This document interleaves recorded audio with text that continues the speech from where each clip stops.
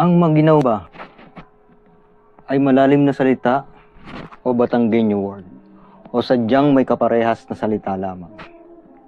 Ating alamin.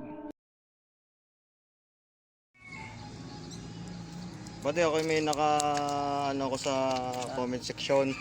May nakadebate ako. Sabi niya, yung kasi narinig ko dun sa yung sa palabas ni Dolphy. Yun daw yung maginaw. Sabi ko yung Batanggenyo word.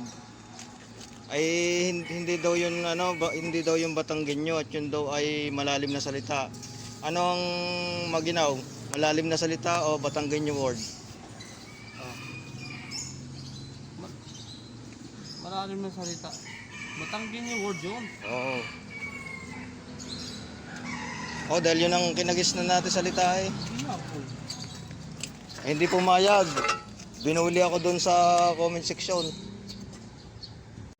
Ang wikang Pilipino po ay napakalawak. Kaya hindi po tayo pwedeng magtalo-talo